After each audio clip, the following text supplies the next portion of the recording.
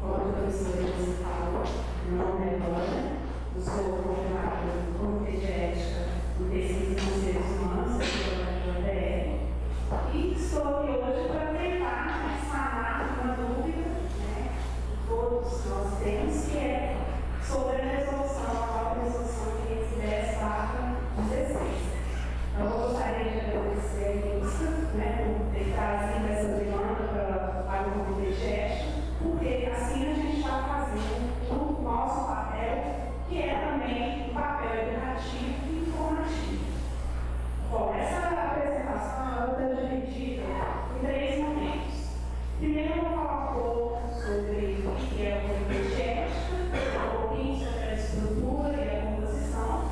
Depois, eu vou passar a palavra, então, para o professor Paulo, que vai nos falar mais sobre a nova resolução 510/16. E, por último, a Maria Lúcia, que é a nossa secretária executiva do comitê, vai falar sobre os procedimentos operacionais para se tramitar os processos no Comitê de Ética. Bom, a ética na pesquisa com as experimentações em seres humanos aqui no Brasil se iniciou no final dos anos 70 e início dos anos 80 e culminou, então, em 1988 com a primeira resolução criada pelo Conselho Nacional de Saúde, que regulamentou a criação de centros de pesquisa no Brasil e também regulamentou normas para a pesquisa em saúde. Depois disso, em 1996, foi criada, então, a Resolução 196/96, que foi uma resolução fundamentada nos principais documentos internacionais da época, né, que emanaram dos princípios e as declarações éticas do momento, né, da pesquisa com seres humanos, que foi o Código de Nuremberg de 1947, o Tratado Universal dos Direitos dos Homens de 1948, a Declaração de Helsinki de 1964 e as suas atualizações, né, dentre outras que ajudaram a compor, então, a resolução 96/96. Então, essa resolução, ela estabeleceu também a criação de comitês de ética em pesquisa no Brasil, né, que até então não existiam. E esses comitês, então, passaram a se vincular a um sistema chamado CEP-CONEP. A CONEP é a Comissão Nacional de Ética em Pesquisa. Bom, logo depois disso, o Conselho Nacional de Saúde também ajudou na elaboração de diversas resoluções complementares, né, que foram bastante úteis para auxiliar, então, a resolução do 96/96, como as normas para cooperação estrangeira, reprodução genética humana, populações indígenas e armazenamento de material biológico. Aqui, então, só para a gente ter uma ideia de como funcionam os CEPs nas instituições, na nossa instituição tem 2 comitês de ética, que é o Comitê de Ética da UFR e o Comitê de Ética do ARAU. E esses comitês, então, estão vinculados à CONEP, né, a Comissão Nacional de Ética em Pesquisa, que, por sua vez, vinculam-se ao Conselho Nacional de Saúde do Ministério da Saúde. Mas o que é o CEP?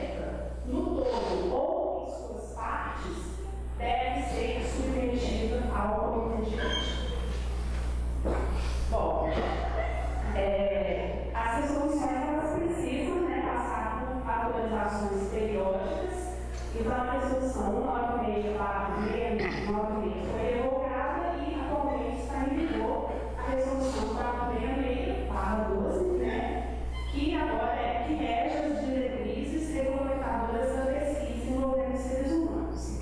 A pesquisa ela pode ser de ensaios clínicos, entrevista ou aplicação de questionário, revisão de prontuário e utilização de bancos de dados. Todos esses projetos, então, eles devem passar pelo CEP e o CEP não vai avaliar todos esses projetos em todas as suas etapas, desde o projeto inicial até o relatório final. De acordo com a resolução 466/12 e suas complementares, o CEP tem diversas atribuições, como, por exemplo, fazer a revisão ética dos protocolos de pesquisa com seres humanos, emitir um parecer consubstanciado, manter a guarda confidencial dos projetos, acompanhar o desenvolvimento de projetos através de relatórios semestrais ou anuais que os pesquisadores enviam para o comitê, receber denúncia de abuso ou notificação sobre fatos adversos, porque eventualmente o comitê fica sabendo que o pesquisador iniciou a pesquisa antes de submeter para o comitê de ética, desempenhar um papel consultivo e educativo, além de manter comunicação permanente com a CONEC. Em todas as dúvidas que o comitê de ética tem, a gente recorre à CONEC. E caso o centro de pesquisa não tenha um comitê de ética, a CONEC então direciona a pesquisa a um comitê de ética mais próximo. Bom, o CEP, ele é constituído por um colegiado que tem que ter, no mínimo, 7 membros. E esses membros, eles têm que ser profissionais multidisciplinares, né? Tem que ser um colegiado multidisciplinar, com profissionais de todas as áreas, né? Área da saúde, ciências exatas, biológicas, sociais e humanas, que é recomendável pelo menos um membro, né, representante do usuário, um membro da comunidade. E além disso, deve haver uma distribuição balanceada de gênero e nenhuma categoria profissional deve se representar mais que a metade dos seus membros. O nosso comitê de ética aqui na UFJF é um comitê multidisciplinar, temos no total de 33 membros, sendo 7 das ciências humanas, 4 das ciências sociais aplicadas, 4 das ciências biológicas, 15 da área de saúde e 3 representantes do usuário. Bom, considerando as especificidades da área das ciências humanas, tanto nas suas concepções quanto na prática da pesquisa, e considerando também a própria resolução 466/12, no seu artigo 13, parágrafo 3º, que também reconhece essas especificidades, foi publicado, então, em abril, a resolução 510/16, que regulamenta, então, a avaliação da ética em pesquisa nas ciências sociais humanas. Só que essa resolução ainda depende de alguns aspectos, né, para a sua implementação, como, por exemplo, a publicação dos riscos, né, os riscos na pesquisa dessa área. E também da necessidade de alteração da Plataforma Brasil, né, porque a Plataforma Brasil ela não nos oferece subsídios para se protocolar pesquisas nessa área. Então a gente depende disso, né, para poder implementar mesmo a pesquisa, os projetos de pesquisa nessa área. Bom, para falar um pouco mais sobre isso, então eu vou passar a palavra para o professor Paulo, que vai então nos falar um pouco mais sobre a nova resolução. Obrigado, Vânia. Bom dia a todos. Eu queria agradecer então o convite do Comitê de Ética, da professora Vânia, da Maria Lúcia e da Lainer também. E queria dizer que eu realmente estou muito feliz de estar aqui, porque eu fui professor da casa durante 13 anos, da Faculdade de Letras. Então eu me sinto completamente em casa, acolhido, e realmente é uma honra e um prazer estar aqui com vocês. Então, como a professora Vânia falou, a minha encomenda, o trabalho que ela encomendou de mim, seria falar com vocês especificamente sobre essa nova resolução 510 e, na medida do tempo disponível, eu também vou abordar alguns aspectos práticos sobre submissão de projeto à plataforma. E eu queria logo de início colocar que a situação de vocês aqui, de ainda estarem, de certa forma, iniciando, que vocês não estão sozinhos nisso, porque, por exemplo, na UFRJ, que é onde eu estou agora, a Faculdade de Letras, quando eu fui para lá em 2015, eu fiquei absolutamente surpreso em saber que a maioria dos colegas, inclusive de programas de pós-graduação com inspiração aplicada, não tinham muito conhecimento sobre procedimentos de ética em pesquisa ligados à Plataforma Brasil. Então, eu acho que no Brasil a gente ainda se encontra num momento de implementação da ética em pesquisa e principalmente da ética em pesquisa ligada à Plataforma Brasil. Não estou querendo dizer com isso que não se pratique a ética em pesquisa, mas sim que não se está acostumado a submeter projetos à Plataforma Brasil. E a gente vai ver que nós temos ganhos com isso, não é só uma chatice burocrática, né? Mais uma chatice burocrática. Eu vou falar então, primeiro, de um breve histórico, vou traçar para vocês um pouco o histórico dessa Resolução 510. E nesse primeiro slide a gente vê que na própria Resolução 466, no item 13, ela vai falar das resoluções e das normas específicas. E no item 13.3 ela vai dizer o seguinte: as especificidades éticas das ciências sociais e humanas e de outras que se utilizam de metodologias próprias dessas áreas serão contempladas em resolução complementar, dadas suas peculiaridades. Então, a 510 é essa resolução complementar.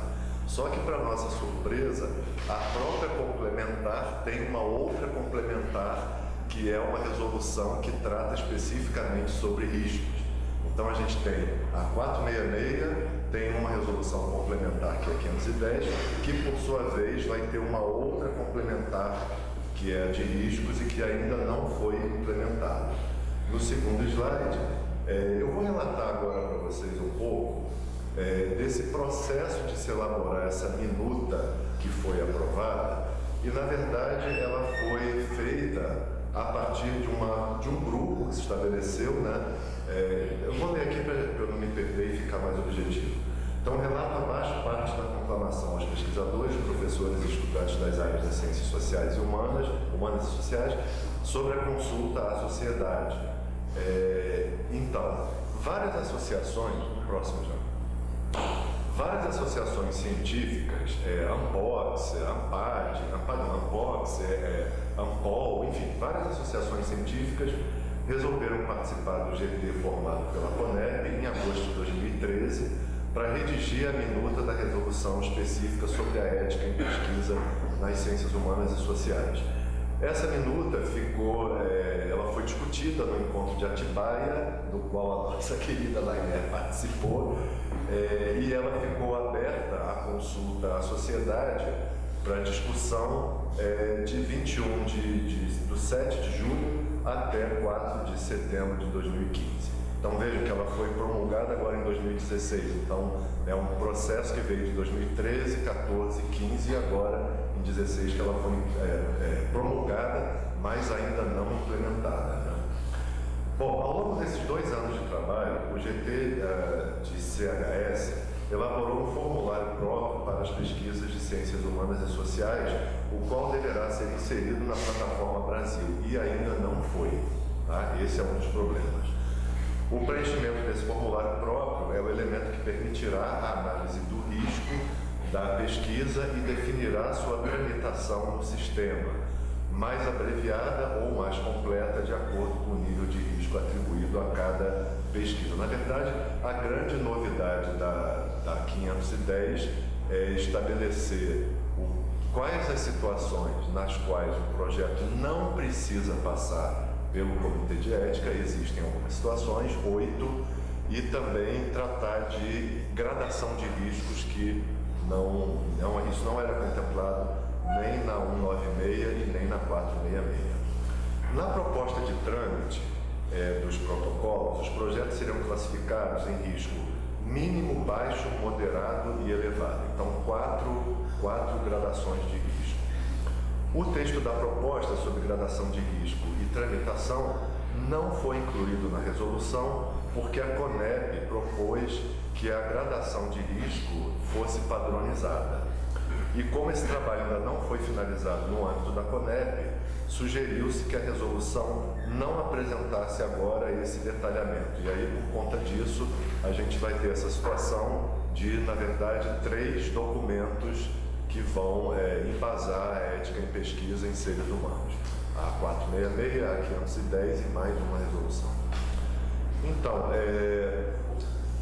vou tratar agora de um artigo da 510, o artigo 18, que fala especificamente sobre risco, né?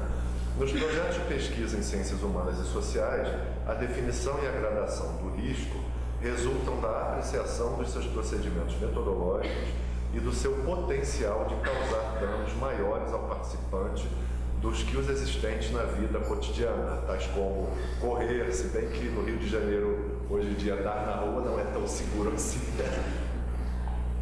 Em consonância com o caráter processual e dialogal dessas pesquisas. E aí, no artigo 21, na 510, vai dizer que o risco previsto no protocolo será graduado nos níveis mínimo, baixo, moderado ou elevado, considerando sua magnitude e função de características e circunstâncias do projeto conforme definição de resolução específica. Então, aqui novamente está remetendo a uma resolução específica sobre tipificação e gradação de risco e sobre tramitação dos protocolos. Então, a gente vai ter no parágrafo 1º, a tramitação dos protocolos será diferenciada de acordo com a gradação de risco. O objetivo seria implementar na própria plataforma Brasil situações diferentes para o pesquisador, envolvendo mais ou menos trabalho em função do risco detectado. Então, por exemplo, no risco baixo, a plataforma teria que ter lá procedimentos que iriam dispensar o pesquisador de algumas etapas, mas isso tudo não foi implementado ainda, né? E no artigo 2º, a gradação do risco deve distinguir diferentes níveis de precaução e proteção em relação ao participante da pesquisa.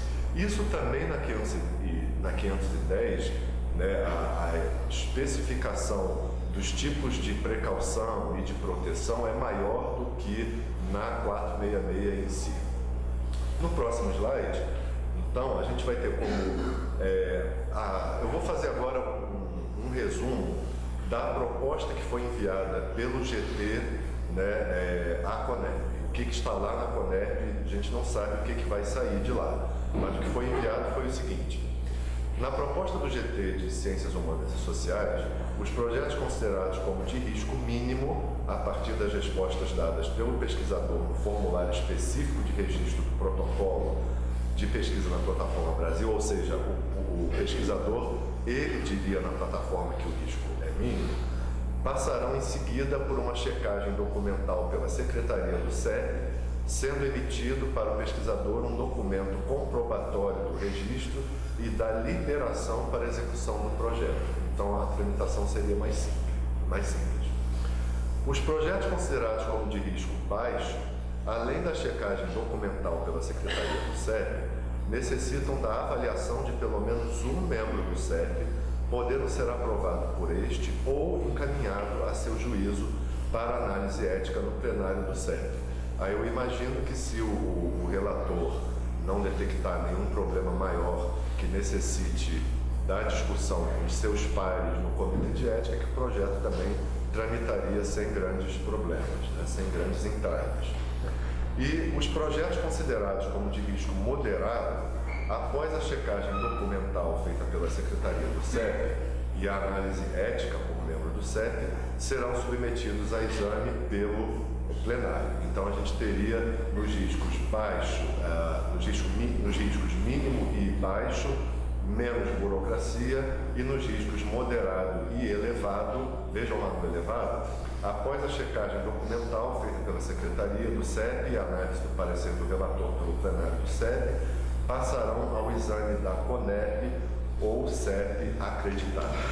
Então, eu me lembro de uma situação que a gente teve no comitê, de uma pesquisa envolvendo seres humanos que envolvia parcialmente colocar o participante numa espécie de transe, né? Uma pesquisa ligada à área de psiquiatria. Então, esse tipo de pesquisa necessitaria de aprovação também da CONEP. Né? Bom, então, eu vou agora passar a falar de algumas novidades na resolução. Então, a grande novidade, como eu falei, são os casos de não submissão ao CEP, e eu vou destacar alguns termos e definições que eu acho que são importantes para nós, tais como definição do que é benefício, consentimento e suas formas de registro, discriminação, estigmatização e também de etapas da pesquisa.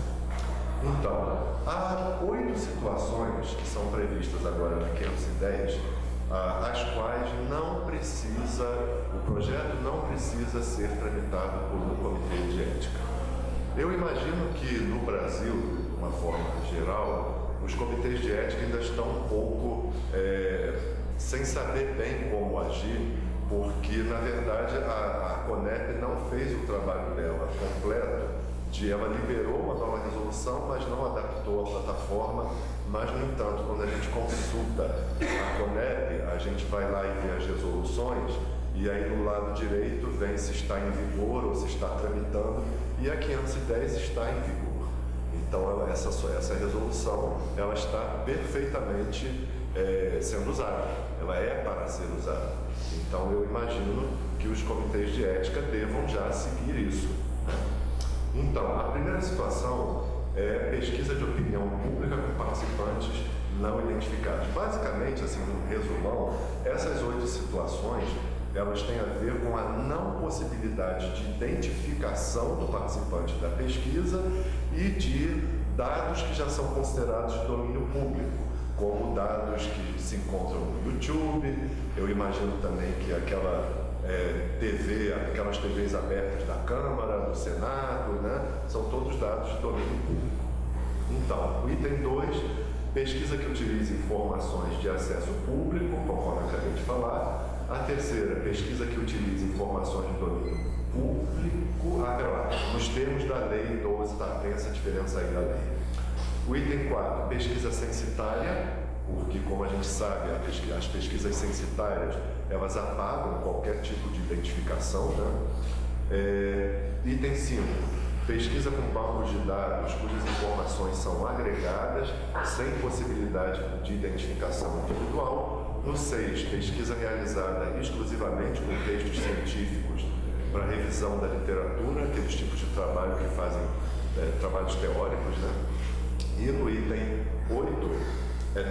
7, pesquisa que objetiva o aprofundamento teórico de situações que emergem espontânea e contingencialmente na prática profissional, desde que não revelem dados que possam identificar o sujeito.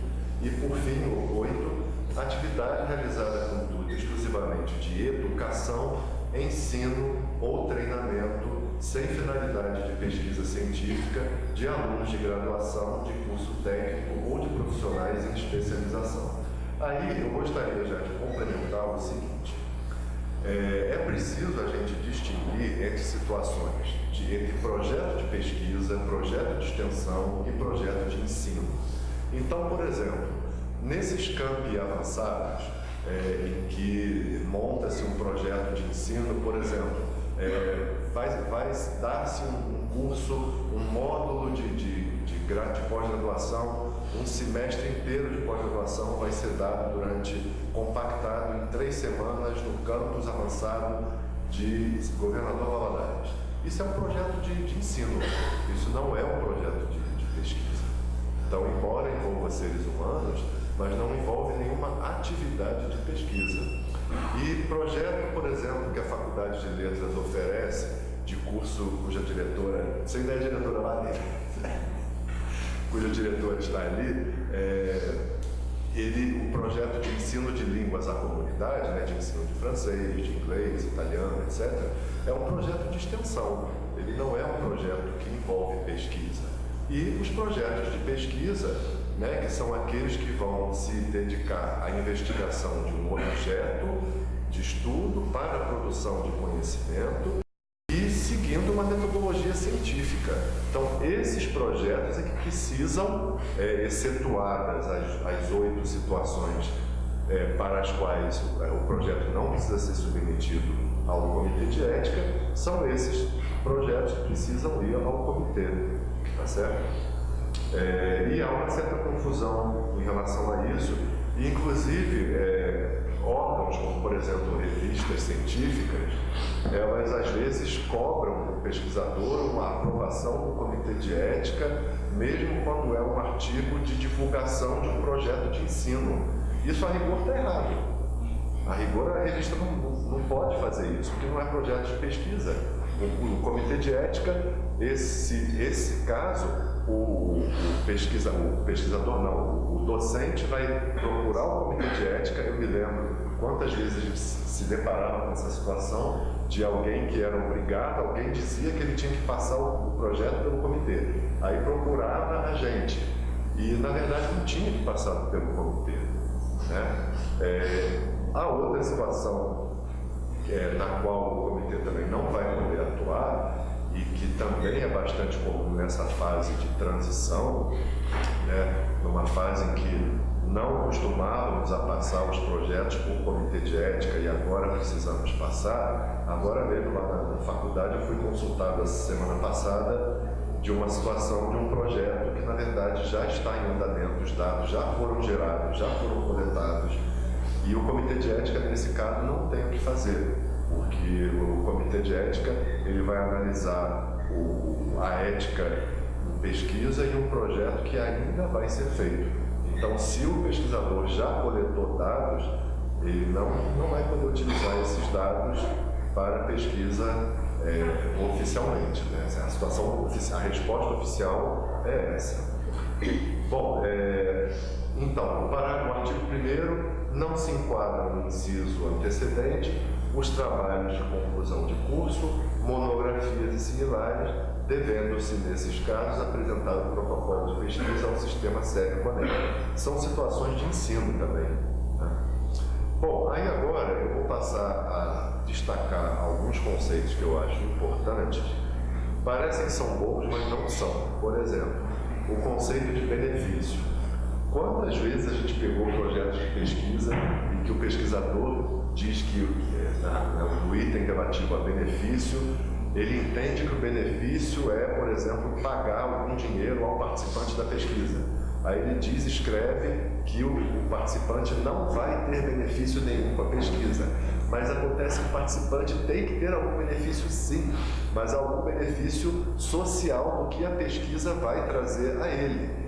E não é uma prática muito comum na área de ciências humanas e sociais a gente pensar o que o participante vai ganhar com a pesquisa, o que a pesquisa vai trazer de melhor para a vida dele.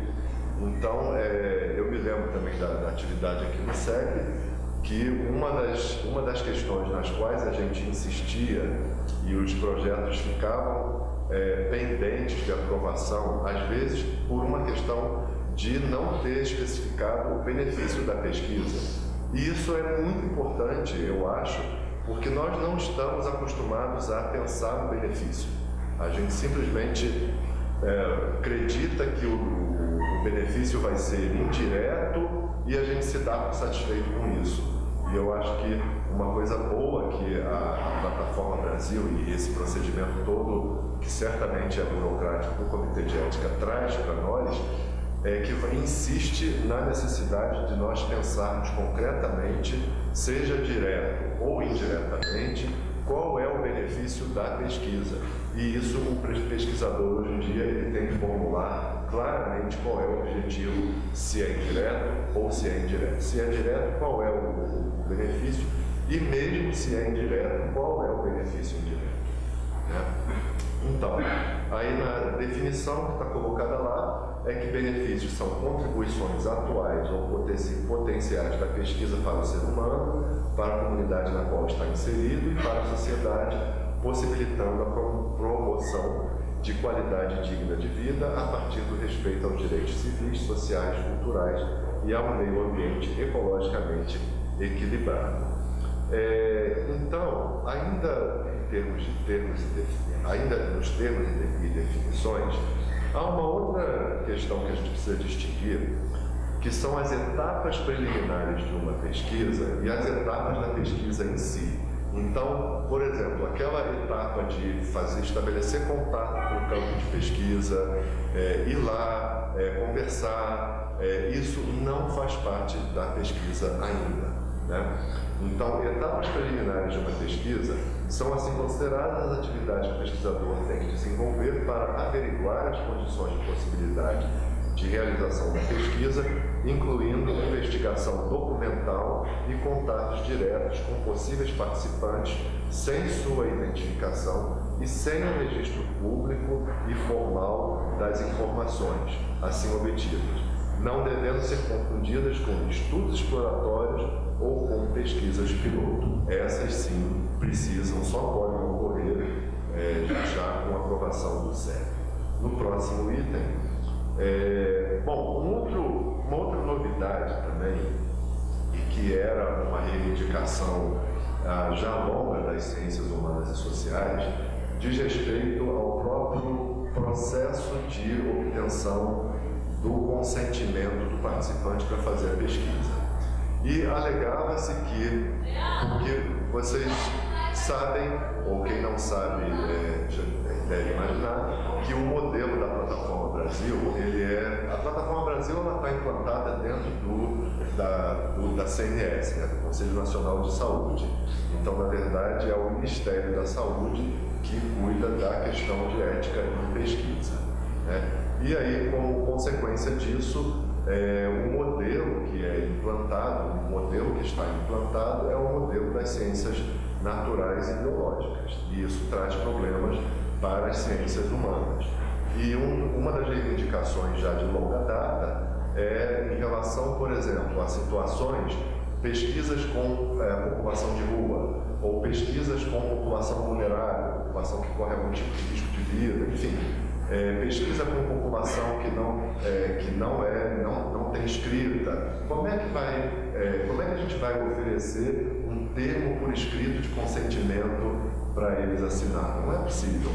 Então isso foi reformulado e agora fala-se em registro do consentimento e não em termo de consentimento somente. O termo é uma das formas. Então, o registro do consentimento ou do assentimento é um documento em qualquer meio, formato ou mídia, como papel, áudio, filmagem, mídia eletrônica e digital, que registra a concessão de consentimento ou de assentimento livre e esclarecido, sendo a forma de registro escolhida a partir das características individuais, sociais, linguísticas, econômicas e culturais do participante da pesquisa e em razão das abordagens metodológicas aplicadas. E aí, deixa eu ver. É isso. E, assim, é admitido hoje em dia, e eu tenho situações no meu corpus, assim, em que o consentimento ele é dado via oral e ele é gravado. Então, isso é aceito. É aceito também uma testemunha que não é participante da pesquisa como testemunha, né, do consentimento. Então, do processo de consentimento em si. Em resumo, a gente vai ver lá na 510, na Resolução 510, duas sessões bem detalhadas a respeito e que vale a pena ler. A seção 1, sobre a obtenção em si, e a seção 2, do próprio registro. Então, como a gente já falou, são vários meios, né? E uma questão muito importante é em relação à linguagem clara e simples. Muitas vezes a gente devolve um modelo, porque o pesquisador ele manda para o comitê de ética o modelo que ele vai usar. Se ele vai usar um termo por escrito, ele manda um modelo, ele elabora um modelo que existe disponível na página do comitê de ética. Aliás, eu queria fazer um elogio à página do comitê de ética daqui, que é uma das melhores do Brasil, disse. É muito completa, fornece modelos de vários vários documentos, e no modelo que está lá, o pesquisador vai adaptar um pouco a sua situação, mas o que ele vai mandar para o comitê de ética é o modelo que ele vai usar. E eu me lembro também que muitas vezes a gente recusava o modelo de TCLE porque usava uma linguagem muito científica, usava uma linguagem de dentro da pesquisa, técnica, né, e não acessível ao participante da pesquisa. Então, o TCLE tem que ser uma linguagem simples e que atinja o participante da pesquisa, né? E um item novo também é em relação ao momento e condições adequadas de esclarecer a pesquisa. Então, por exemplo, se é uma pesquisa que vai gravar pacientes no consultório, o melhor momento não é na sala de espera antes de o paciente entrar para o consultório, que ele é o próximo da vez, né? O ideal seria numa situação em que não há pressão, não haja pressão, em que haja tempo suficiente, enfim. Então, a nova resolução ela vai prever essas condições e momentos adequados. Então, vejam lá, no artigo 15 vai dizer que o registro do consentimento e do assentimento é o meio pelo qual é explicitado o consentimento livre esclarecido do participante ou do seu responsável legal sob a forma escrita, já estou repetindo, sonora, imagética ou em outras formas que atendam às características da pesquisa e dos participantes, devendo conter informações em linguagem clara e de fácil entendimento. Então a gente está vendo aqui como é que a própria resolução define isso, né? E uma questão nova também é que, nesses casos em que não há um termo de consentimento em si e que o registro é feito, por exemplo, de forma oral, recomenda-se, mesmo assim, que o pesquisador elabore um documento em que ele explique claramente ao participante da pesquisa por escrito e que o participante fique com esse documento. Então, é mais um documento, é mais um item que é exigido do pesquisador, que ele deve então entregar ao participante da pesquisa. E no parágrafo 2 fala então da testemunha, né? A obtenção de consentimento pode ser comprovada também por meio de testemunha que não componha a equipe de pesquisa e que acompanhou a manifestação do consentimento. Bom, aí também a gente tem no artigo 16 a situação em que o pesquisador ele vai justificar o meio de registro mais adequado. Então, quando ele, eu não sei se a plataforma Brasil vai ser mudada em relação a isso, vai ter algum campo lá que exija do pesquisador que ele justifique, né? Mas eu imagino que se ele não fizer lá, ele vai ter que fazer em algum lugar na metodologia, talvez, dentro do preenchimento das máscaras lá da plataforma. E também, no parágrafo 1º, nos casos em que seja inviável o registro de consentimento ou do assentimento, ou em que este registro signifique riscos substanciais à privacidade e confidencialidade dos dados do participante ou aos vínculos de confiança entre pesquisador e pesquisado, a dispensa deve ser justificada. Então, ou o pesquisador vai elaborar um termo, ou ele não vai elaborar um termo, mas vai registrar de uma outra forma. Se ele registrar de uma outra forma, ele vai ter que dar um documento e ele vai ter que, em todas essas situações, justificar as escolhas dele. E um item também sobre o qual nós não estamos muito acostumados a pensar e que eu destaco aqui, o artigo 17, é a garantia aos participantes do acesso aos resultados da pesquisa. Se a gente fizer uma estatística aqui na universidade, talvez a área médica menos, né, e a área humanas muito mais, mas todas de uma forma geral, a gente vai ver que quase nenhuma delas faz a chamada devolução da pesquisa ao pesquisado ou ao participante da pesquisa. Isso é algo que é muito raro de ser feito. Então, a resolução 510, ela vai exigir isso explicitamente.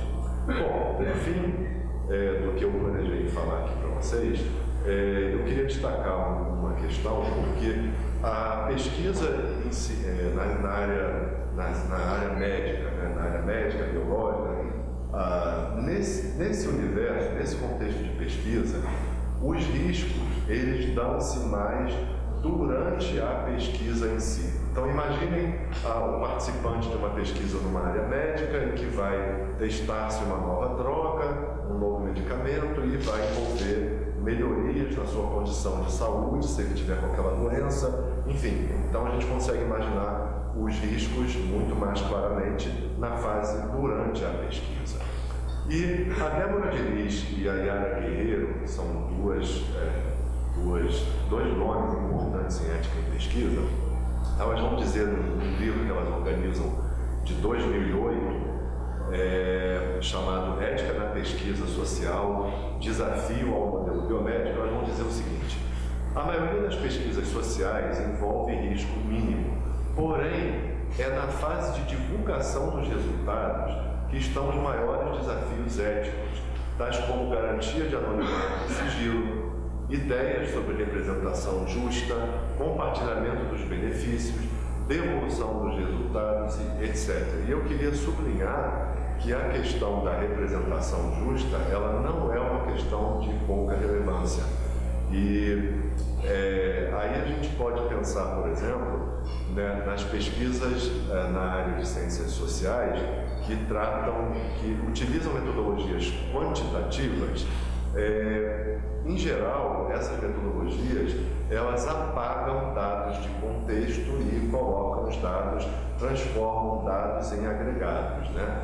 E isso é um tipo de risco bastante alto, porque, em geral, costuma-se distorcer a imagem daqueles que se estuda. Criam-se representações distorcidas daquele que se estuda.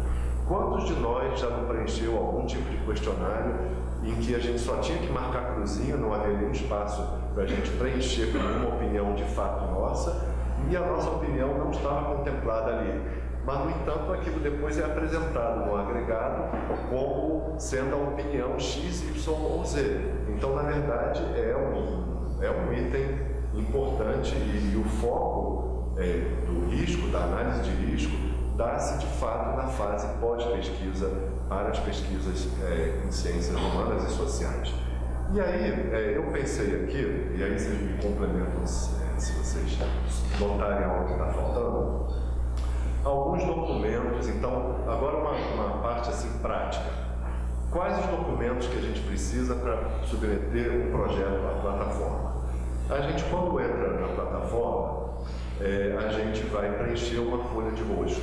Essa folha de rosto ela tem que ser impressa e aí depois levada ao diretor de unidade, ele assina, a gente digitaliza e aí anexa na plataforma e pode então dar prosseguimento ao processo.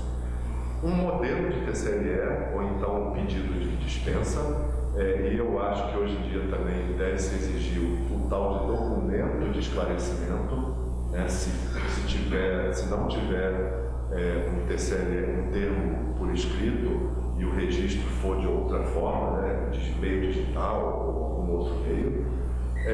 A declaração de existência de infraestrutura necessária à pesquisa, então o pesquisador faz uma declaração e dá para o diretor da sua unidade assinar. Uma declaração dizendo: declaro para os devidos fins que esta unidade possui a infraestrutura necessária para a execução do projeto de pesquisa,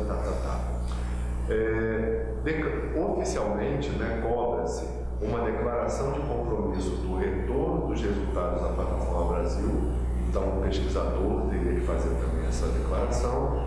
E uma outra forma de declaração é uma garantia de que os benefícios retornem aos participantes. Então, na verdade, são 1, 2, 3, 4, 5 documentos que o pesquisador tem que fazer.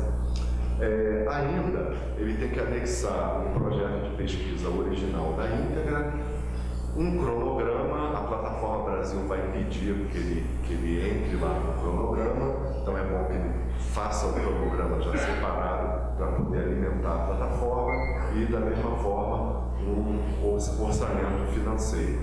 E, por último, meu último slide mesmo, eu recomendo que vocês entrem na norma operacional número 1 de 2013, porque o projeto para a Plataforma Brasil, ou seja, as máscaras que a Plataforma Brasil vai abrindo, pedindo que a gente alimente, que a gente escreva coisas, são diferentes do projeto de pesquisa em si.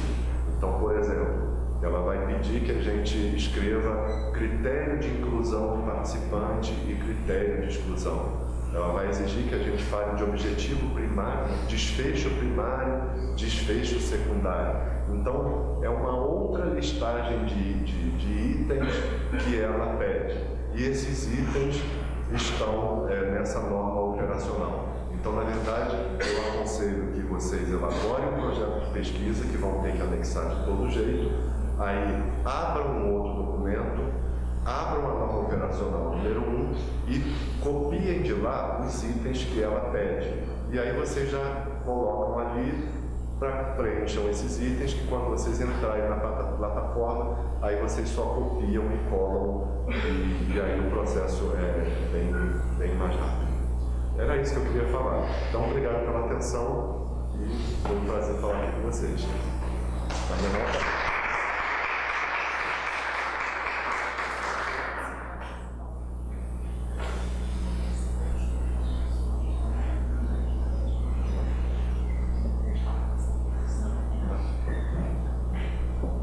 Bom dia a todos. Meu nome é Lainê, eu sou vice-coordenadora do Comitê de Ética em Pesquisa e sou membro dos usuários ligados diretamente à CONEC.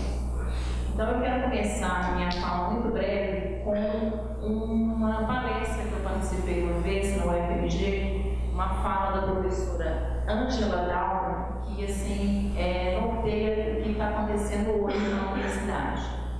Ela foi promotora de extensão de 2006 a 2010 na UFMG e uma fala que nunca mais me esqueço da professora foi a seguinte: da descoberta de medicamentos à análise de pensamento filosófico, toda investigação tem alguma relação com a realidade.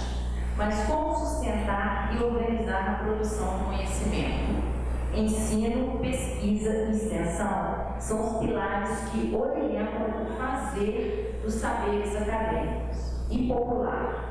A pesquisa produz conhecimento científico e tecnológico que devem ser desenvolvidos na sociedade de forma a mais remédios, equipamentos, descobertas, fontes de energia e muito mais. Mais e muito mais. A universidade determina e modifica sua atuação de acordo com as mudanças da sociedade. É impossível ficar alienado à dinâmica social. Então, nesse momento, a universidade está passando por várias transformações e uma delas é nós nos adequarmos a essa nova resolução. Ela já era contemplada anteriormente, mas igual a professora Ilusa falou, alguns professores achavam que não deveriam passar, porque ela não estava tão bem explicitada para a gente, nem específica. Eu, como tenho participado desde 2010 dessa discussão, dessa nova resolução, em encontros da CONEC, encontros do CISNEP, então nós ajudamos nessas discussões. Então, assim, nós estamos hoje na Universidade do Comitê de Ética como um instrumento educativo e pedagógico. Nós vamos aprender junto com vocês a trabalhar essa nova resolução junto à nossa realidade. Então, assim, nós temos que pensar, dentro da instituição, o que é ensino, o que é pesquisa e o que é extensão. E nós, no comitê, vamos ter este cuidado, com todos vocês, vamos aprender todos juntos a trabalhar com essa nova realidade, com essas mudanças que vêm acontecendo dentro da nossa instituição.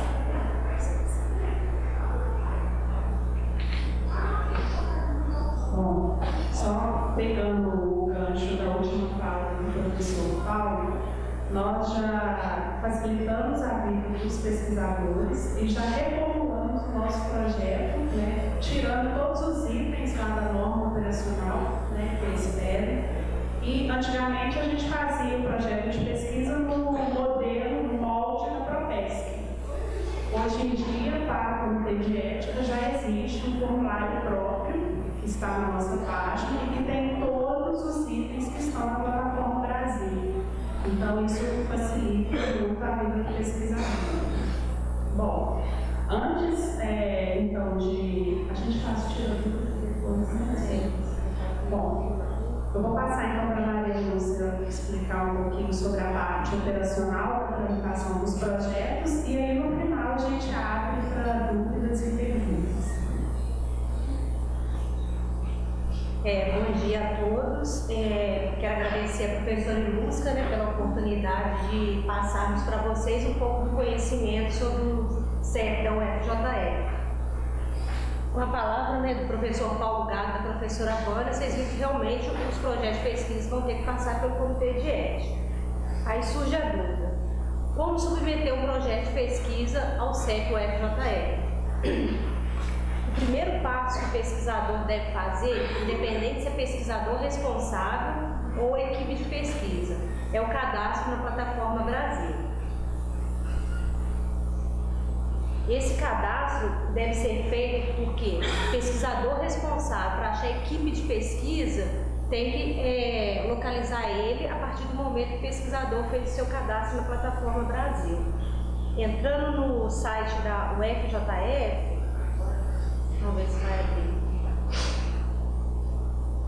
O pesquisador deve colocar os dados.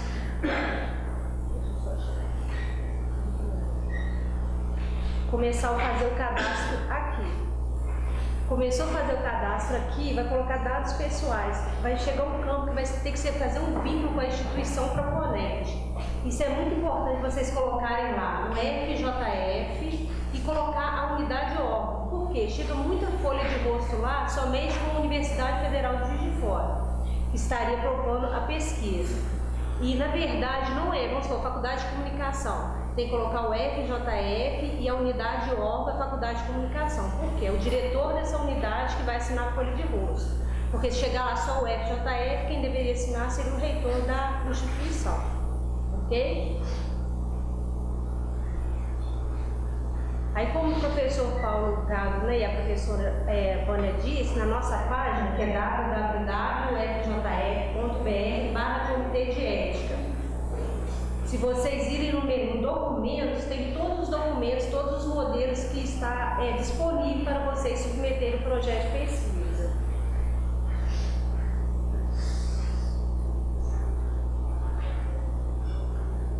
Nós até facilitamos, porque antes, os pesquisadores estavam reclamando da dificuldade de encontrar os documentos. Clicou lá em documentos, vai vir todos os modelos para submissão. Lembrando que nem todos os modelos que estão ali vão ser usados para todas as pesquisas. Por exemplo, um projeto de pesquisa que vai utilizar direta e indiretamente o participante, ou seja, vai entrevistar e além de tudo vai usar o prontuário desse participante. Aí tem que ter o TCLE e o termo de sigilo. Não necessariamente em todas as pesquisas é necessário o termo de sigilo. Esse modelo aqui que a professora Vânia falou, que nós tiramos da norma operacional 001/2013, do Conselho Nacional de Saúde. É um item obrigatório no quinto passo, o projeto detalhado. Ali fala todos os campos. O que seria o título público, que seria o título principal da pesquisa, a importância de ter equipe, assistente. É muito importante para os pesquisadores responsáveis, muitas vezes o orientador. Coloque a equipe, alguém da equipe de pesquisa como assistente. Por quê? O assistente vai poder digitar na plataforma Brasil todo o projeto e depois o orientador só faz a revisão. Com a própria senha é possível fazer isso como assistente. Equipe, ele só está ali como equipe de pesquisa e não necessariamente vai poder editar o projeto. Aí, como vocês podem ver, todos os campos vêm falando o que deve ser preenchido. O desfecho primário, desenho, porque chegam muitos pesquisadores lá. O que seria um desenho de pesquisa, desfecho primário, secundário? E dependendo do caso, tem campos que você pode colocar e não se aplica. Mas aí vocês têm que ver necessariamente se não se aplica a pesquisa de vocês. Ok? Hipótese, objetivo. tudo aqui está disponível lá na página do Comitê de Ética.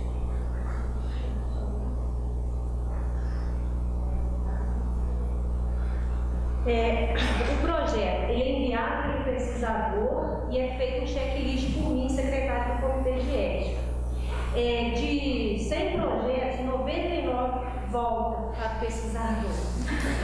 Por falta, às vezes, de informações simples, folha de rosto. A pessoa, às vezes, manda sem data, sem assinatura, sem carimbo. Parece assim, impossível, mas acontece muito. A folha de rosto, né, já foi lavrada em ata, ela deve vir assinada pela instituição proponente e um carimbo. Por quê? É a única forma de a gente ter certeza que o responsável por aquele setor autorizou e tem conhecimento do desenvolvimento daquela pesquisa. Aí, vamos supor, voltou, o pesquisador respondeu, eu envio para o relator. Aí o relator pode aceitar ou recusar a relatoria. Muitas vezes a recusa é por não sentir a vontade, né, daquele projeto específico ou ser parente de algum do pesquisador responsável ou da equipe de pesquisa. O relator tem esse direito de recusar o projeto, que a gente vai reenviar para outro relator. Depois que o relator, né, aceitou, ele aceitou o projeto para fazer a análise ética. Ele vai levar esse parecer para o colegiado e expor todo o projeto, pontos específicos. E por ser multidisciplinar, eles vão opinar às vezes, não, isso aí não está de acordo, ou está de acordo, aí tem depois o parecer do relator, tem o parecer do colegiado, que é a revisão em cima do que foi discutido na reunião. Depois tem a revisão do coordenador, que volta novamente para o pesquisador responsável. No checklist que eu faço lá, que é muito importante, eu comentei com vocês, é a folha de rosto, né, que deve vir corretamente assinada e preenchida, e a declaração de concordância e infraestrutura. Até, né, fazendo uma correção que o professor Paulo disse, não necessariamente é o diretor de unidade que dá essa declaração. Por quê? A própria folha de rosto, quando é desenvolvida na própria unidade, basta. Quando é desenvolvido, vamos supor, eu quero fazer um projeto de pesquisa na Faculdade de Comunicação e na Faculdade de Odontologia. A folha de rosto serve para a Faculdade de Comunicação, mas para a Faculdade de Odontologia eu tenho que pegar uma declaração de concordância e infraestrutura. Ok? E isso aqui, a declaração de concordância, é muito importante. Por quê? Apareceu um pesquisador lá no Comitê de Ética querendo informações de como submeter um projeto de pesquisa. Passei todas as informações, passo a passo. Ela falou assim, e se um projeto de pesquisa foi desenvolvido numa determinada instituição e essa instituição não estava ciente da pesquisa? Eu falei, exatamente o que você gostaria de saber? Ela falou, um aluno publicou um artigo, um aluno de TCC publicou um artigo referente à igreja que eu participo, e ele não pediu autorização do pastor. Aí ela falou, correto era ter a declaração. Eu falei, certo, né, eticamente correto ter a declaração de concordância desse pastor. Ela falou, por favor, notifica a procuradoria, porque eu vou caçar o TCC desse aluno. Assim, são detalhes, às vezes a gente acha que passa despercebido, faz parte daquela configuração, pode fazer pesquisa e não é exatamente assim. Por isso que a gente exige a declaração de concordância de infraestrutura. Outro caso mais recente também foi uma pesquisadora que quis fazer um projeto em todas as instituições, todas as faculdades, né, do Brasil.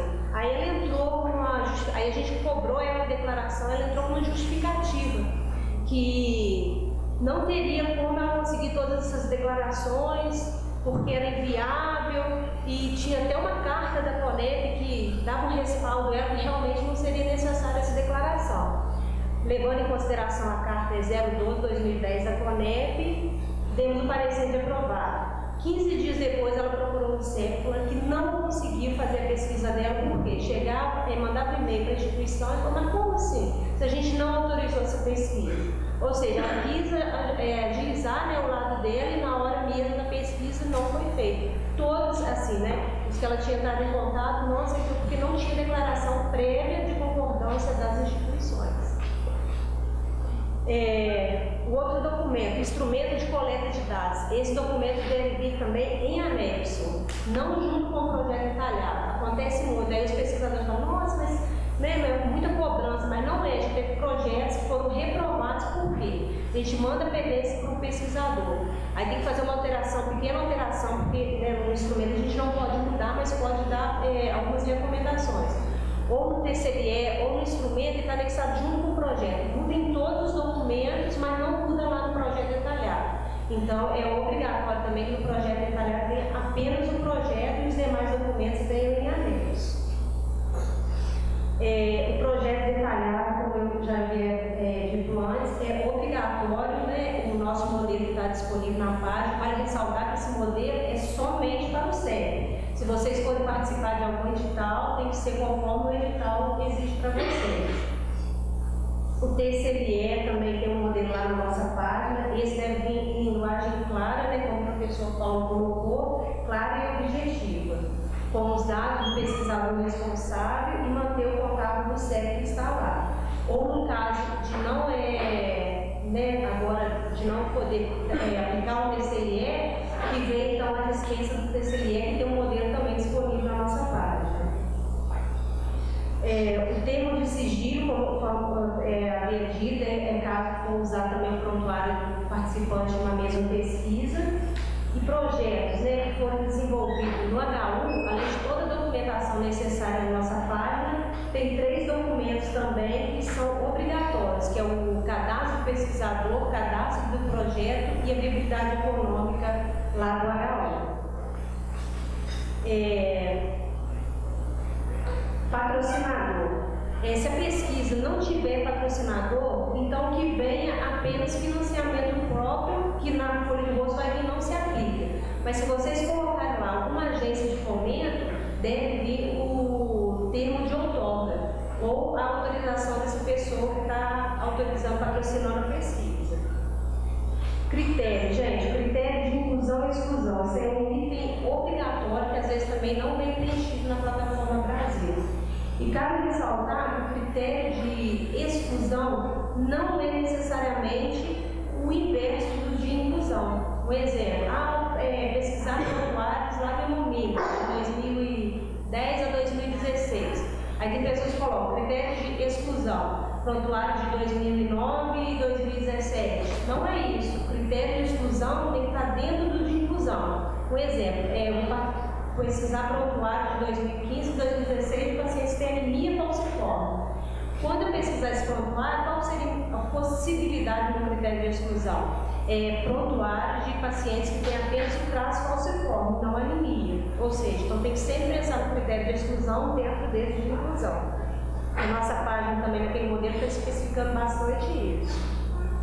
Risco, né? Toda pesquisa tem um risco mínimo que seja. Aí a gente também dá dicas lá na área de ciências sociais humanas, quais que seriam esses riscos. Seria a possibilidade de identificação do participante, como o professor Paulo colocou, dos resultados da pesquisa, ok? O orçamento. Toda pesquisa, por mínimo que seja, tem um orçamento. E é um item exigido, né, na resolução e também na norma operacional. Então, coloca um orçamento lá item por item. Mas a minha pesquisa não tem gasto nenhum, por mínimo que seja, folha-fato, xerox, a impressão do TCLE, do questionário ou da entrevista ser aplicada. O nome, gente, tem projetos que chegam lá com a equipe de pesquisa, ou às vezes mesmo o pesquisador responsável, salvo só como Maria. É complicado, porque quantas Marias, né, não tem? Então coloca o nome, Maria Lúcia Carmona.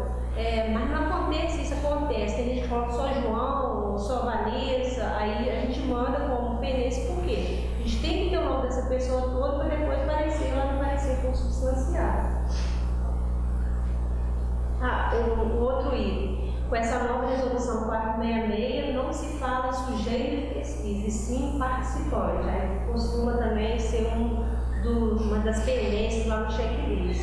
E citar também a 196, que agora é vigente, a 466, e a mais recente, né, aqui é vigente. Tem gente que cita a ideia assim.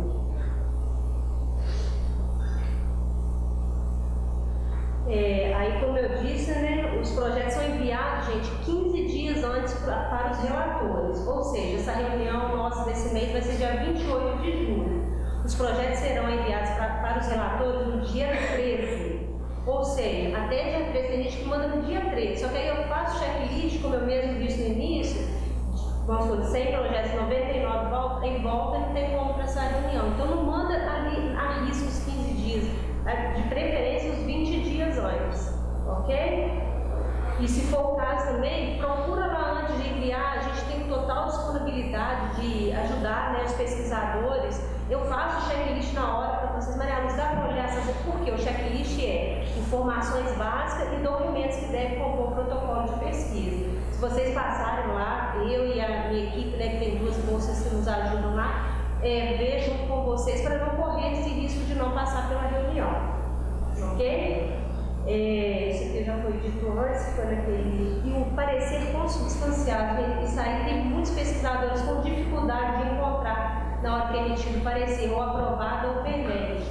Eles ficam, aí na nossa página inicial tem uma dica de como encontrar. Vão ver até seu trabalho, um tutorial específico para poder encontrar o parecer, que está sendo dificuldade de muitas. Só liberar os pareceres começa as ligações. É nas pastinhas amarelas. Tem que verificar as pastinhas amarelas do lado esquerdo. Nas setinhas, não adianta clicar na pasta, tem que clicar nas setinhas até achar o parecer consubstanciado. Pode estar na 1, na 2 ou na 3. Mas qualquer dúvida é só entrar em contato com o SEC que a gente vai auxiliar.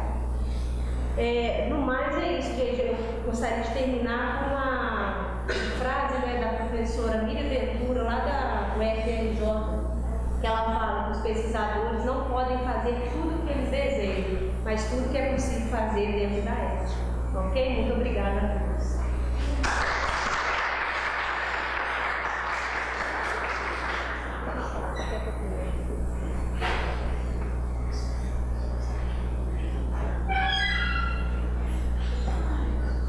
Bom, pessoal, então a gente abre esse momento agora, então, para quem quiser fazer perguntas, dúvidas. A gente ainda tem 10 minutinhos.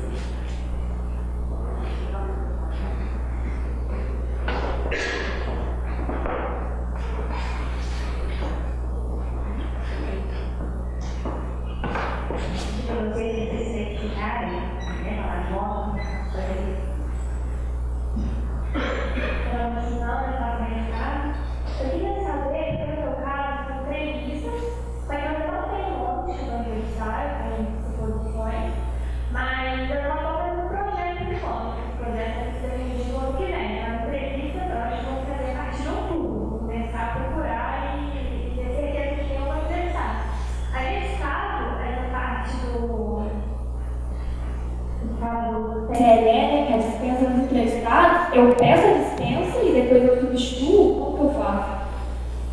Olha só, se você está fazendo, se você vai fazer entrevista, primeiro você só pode fazer, você vai fazer uma pesquisa, tá? Se você vai fazer entrevista, então você vai envolver ser humano diretamente, né? Então você vai precisar do consentimento deles e vai precisar submeter o projeto à Plataforma Brasil ao Comitê de Ética. Então, isso significa que a gente está no mês de julho. Em geral, pede-se que você mande o projeto 3 meses antes, né? 3 meses antes. Então, julho, olha, agosto, setembro, outubro. Você deveria colocar no seu cronograma somente a partir de novembro você gerar as entrevistas.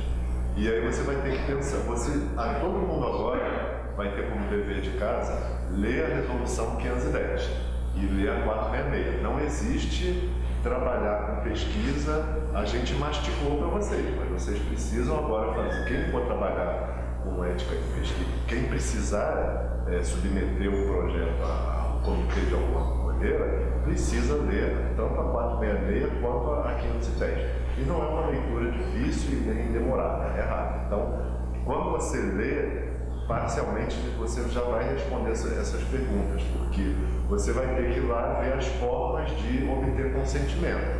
Se você puder pegar por escrito, você vai ter que fazer um TCDE. Se não for por escrito, você vai ter que escolher uma forma digital, sei lá, dentro das formas possíveis e justificar. Eu queria saber, porque eu tenho que já publicar o negócio, já se submeter. Só que eu vou fazer entrevistas, mas eu sou costuma da gente. Quando a gente faz a entrevista,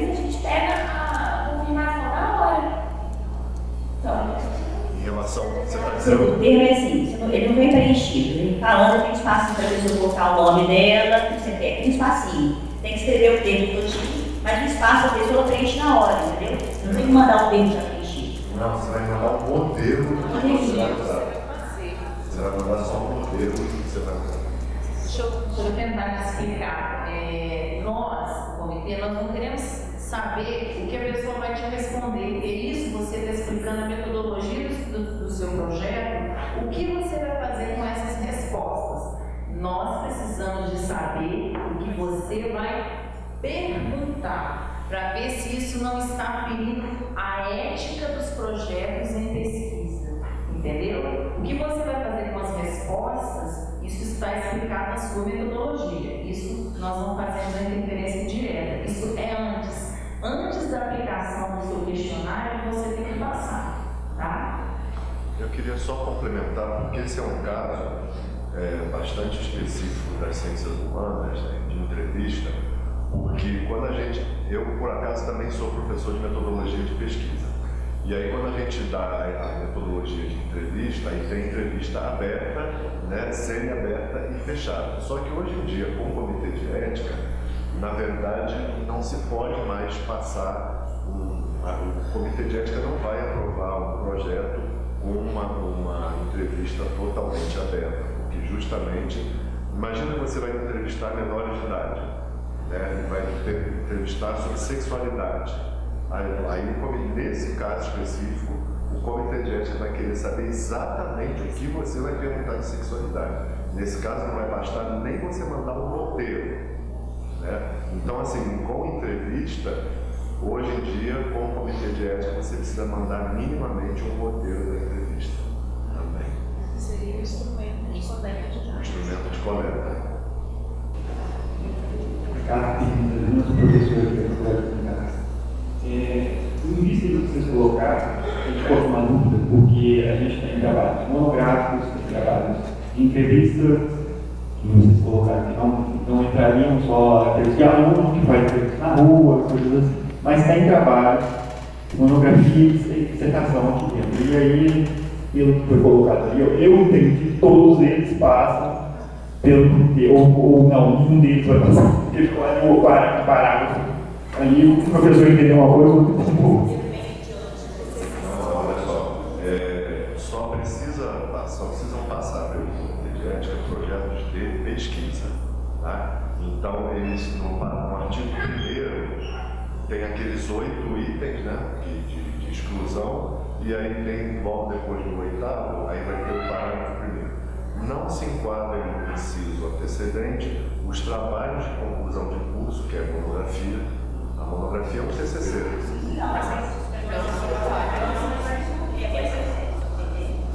Exatamente, não se enquadram nesse ensino, ou seja, apesar de ser trabalho resultado da área de ensino, ele tem pesquisa e, portanto, ele não pode ser dispensado. A gente entendeu o contrário. Olha só. Embaixo tem uma explicação. Eu entendi a dúvida. Aí no parágrafo seguinte diz assim: caso durante o planejamento ou execução da atividade de educação, ensino ou treinamento surja a intenção de incorporação dos resultados dessas atividades em projeto de pesquisa, dever-se-á de forma obrigatória apresentar o protocolo de pesquisa. Eu acho que o elemento norteador para a gente vai ter pesquisa envolvida ou não vai ter pesquisa envolvida? Mas no trabalho de monografia ou dissertação, para mim, todos eles são pesquisa. Pesquisa científica com metodologia científica. A gente tem que apresentar, inclusive, aqui a metodologia, se for fazer entrevista, que tipo de entrevista você vai fazer, se é aberto ou fechado, tudo isso tem que passar.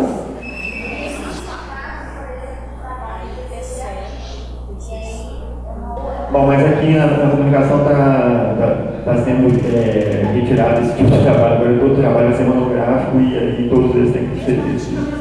E mesmo a gente tem que ter um relatório de construção de área de pesquisa também.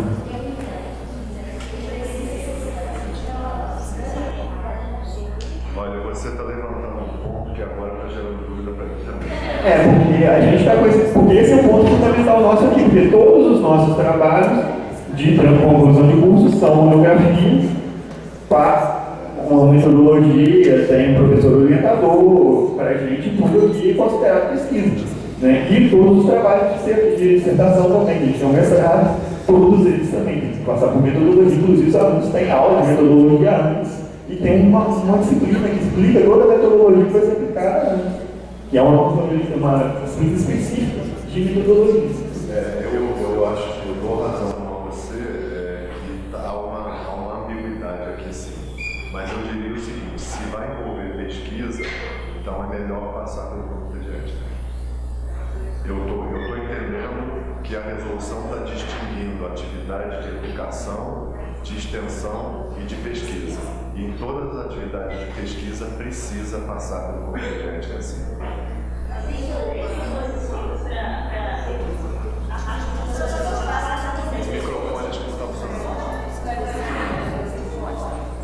Só um cadinho. A minha sugestão é assim, passar pelas 3 perguntas, né? E aí depois a gente tem as respostas. Só um pouquinho para você. Eu entendo que toda pesquisa, todo trabalho monográfico de dissertação é uma pesquisa. Ela pode ser uma pesquisa teórica, só de revisão bibliográfica, de literatura, de análise de conteúdo, e, portanto, ela não precisa ser submetida ao comitê de ética. É só quando envolve pesquisa com seres humanos. Então, oi? Mas já é pressuposto, não há, se você faz uma revisão teórica, não está envolvendo os seres humanos, a não ser que você esteja infringindo a ética contra o autor que escreveu o livro, e não é esse o caso. Mas para quem não é um aluno e tem exclusão, não, mas exclusão e inclusão é outra Olha coisa. só, vamos colocar aqui as questões, a questão é o seguinte termo. Eu concordo que há uma ambiguidade de redação nessa resolução, como é comum em várias normas e leis e códigos, né? Tem uma ambiguidade aqui. No entanto, a resolução é bem clara em relação a distinguir atividade de extensão, educação e pesquisa. E ela também é bem clara no que a professora acabou de colocar, que pesquisas que envolvam seres humanos, se for uma revisão teórica, não envolve seres humanos. Mas se envolver, se for produzir conhecimento e envolver seres humanos, aí precisa passar pelo comitê de ética. que é o artigo 7. É o artigo 7. Pesquisa que objetiva, então, exclusivamente textos científicos para revisão de literatura, essas não precisam passar pelo comitê de ética. Então, se for o caso da monografia, não tem problema. Agora, caso o TCC ou a monografia vai envolver seres humanos, aí entra a exclusão. Não se enquadra nos 8 itens antecedentes. Bom dia, eu acho muito importante esse momento da gente tirar as dúvidas, né? Porque quando a gente colocou na página da coordenação, os alunos que estão aprendendo a exercer agora ficaram desesperados e tal. E como a gente é da área de jornalismo, uma dúvida que tem chegado muito para a gente, tanto no TCC quanto também lá no de orientação do mestrado, como é que fica, por exemplo, quando a gente está analisando um produto jornalístico e aí eu quero entrevistar o editor ou a equipe daquele jornal que fez aquele produto para saber como é que é o modo de produção. Porque aí eu penso que a gente não está fazendo aí a pesquisa com o ser humano, porque a gente não vai fazer essa questão da representação, né, que vocês falaram. A gente não vai fazer uma pesquisa falando que todos os jornalistas pensam daquele jeito. Eu quero entrevistar o editor daquele jornal e aí eu precisaria identificá-lo como editor daquele jornal e se isso precisaria também, porque essa é uma dúvida que os alunos têm trazido. E agora? A gente vai parar de entrevistar esse modo de produção, esses profissionais do mercado? Então eu queria saber se vocês querem explicar isso. Eu entendo que se você vai entrevistar alguém e vai envolver, é impossível você entrevistar, a entrevista envolve a opinião do entrevistado. Então, se envolve uma identidade específica, precisa ser. Até posso identificar no jornal e entregar a frustração. Você pode se autorizar, né? Inclusive na especificação dos riscos, a proposta que está lá na CODEP Como eu disse, a gente não sabe como é que o texto vai sair da CONEP, mas a proposta que o grupo de trabalho mandou para a CONEP, numa das especificações daquelas 4 gradações, se eu não me engano, esse caso cairia ou no mínimo ou no moderado, né? E aí eles colocam lá que, se eu não me engano também, que você teria que ter um consentimento explícito e para quê? Por exemplo, para usar o nome dele, ele vai dar essa autorização, tem que estar lá no TCNE dele ou no registro do consentimento dele. Ele tem que consentir o uso dos dados e para que você vai usar os dados. E se vai permitir revelar a identidade dele, se vai permitir a imagem dele, se vai permitir o uso da voz dele. Tudo isso tem que ser objeto de consideração ética de vocês. O uso do nome, o uso da imagem, o uso da voz, se o uso da imagem se vai desfigurar a imagem, né? A voz se vai descaracterizar a voz, tá?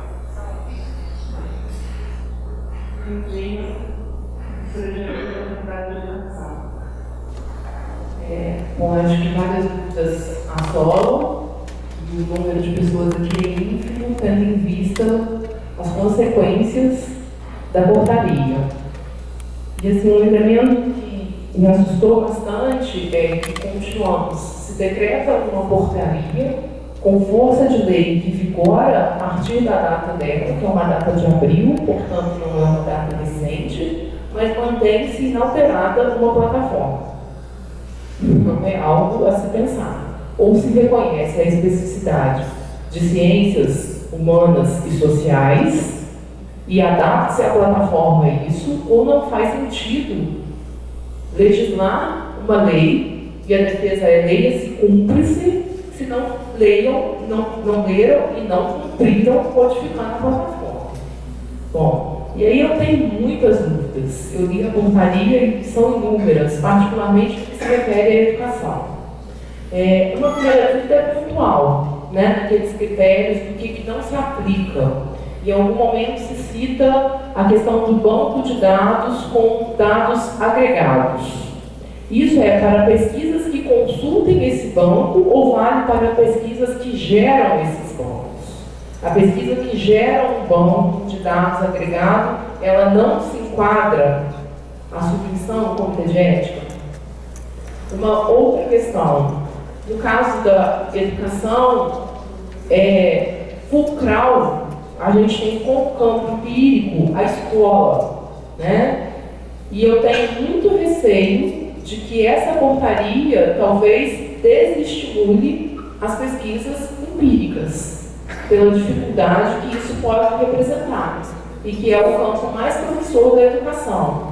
Então eu fiquei me perguntando, nós estamos às vésperas de uma semana da educação, onde a gente tem uma modalidade chamada relato de experiências, em que os alunos escrevem a partir de suas vivências nos estágios e nas práticas escolares. Não passaram por comitê de ética. E aí, como que fica? Era uma atividade inicialmente de ensino, que converteu-se num texto, que agora é oficialmente publicado. Né? E o que fazemos? Negamos? Dizemos, não passarão. Né? Outra dúvida, quando o senhor Paulo coloca a necessidade de que nós, em ciências humanas e sociais, não mensuramos, não temos como tradição mensurar quais são os benefícios e mensurar riscos. E aí eu fico me perguntando, né, em determinadas metodologias de pesquisa participante, pesquisa de cunho étnico, é muito difícil você mensurar.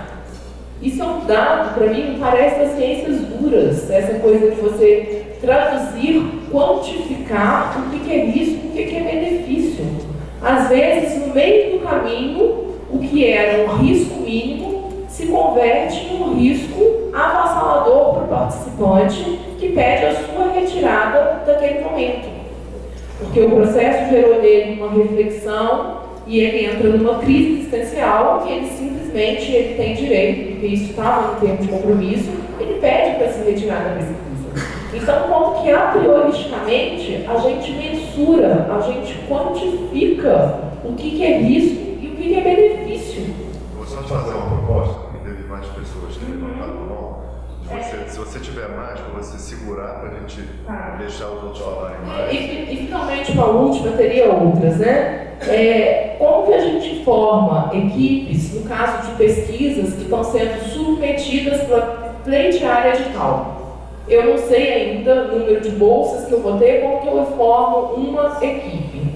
E, finalmente, um problema de ordem infraestrutural, né? O Comitê de Ética, hoje, suporta o aumento exponencial de demanda que ele vai ter. Vocês estão falando no prazo de 3 meses. Agora, todos os trabalhos de curso, todas as dissertações de mestrado, de doutorado, entram. Como que o comitê lida com isso se o prazo já são de 3 meses? Num volume que a gente pressupõe seja muito maior, o que vai acontecer? Significa a gente interromper a vida dos nossos estudantes e dizer, interrompe por 6 meses, tranca, porque você não tem um aval no comitê.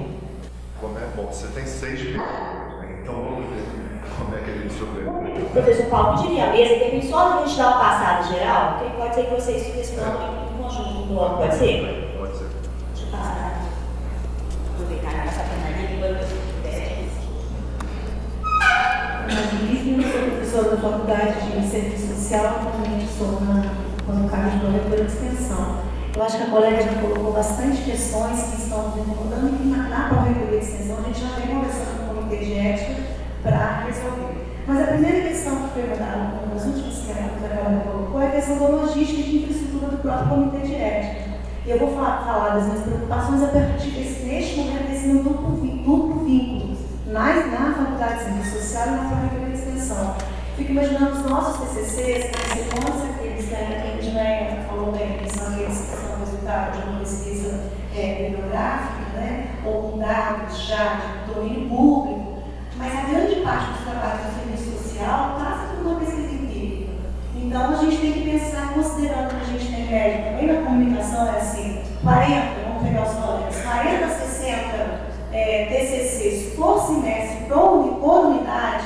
Imagine o acúmulo de projetos que terão que ser avaliados por esse comitê de ética, que hoje tem 33 membros. Então a gente vai ter que pensar nessa questão da logística aqui.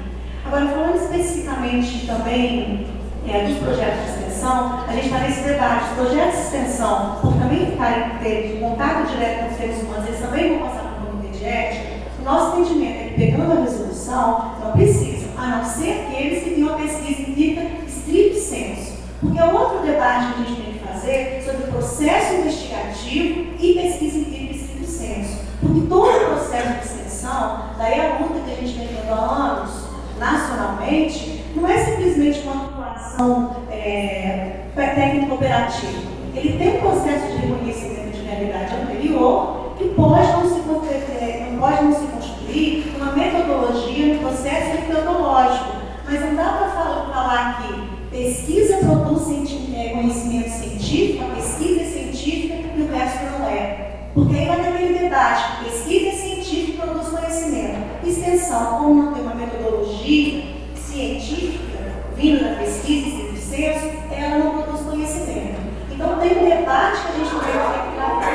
Mas para além dessa reflexão que eu estou socializando, tem duas questões que eu penso que é a seguinte. Os projetos de extensão, como esse edital que a gente está abrindo agora esse mês, de extensão interface com a pesquisa, esses terão que passar. A gente, inclusive, está exigindo. Então, vocês imaginam que nós temos hoje, assim, mais ou menos, a cada edital da Pró-Reitoria apresentam-se 500 projetos. Imaginem como vai ser isso no comitê.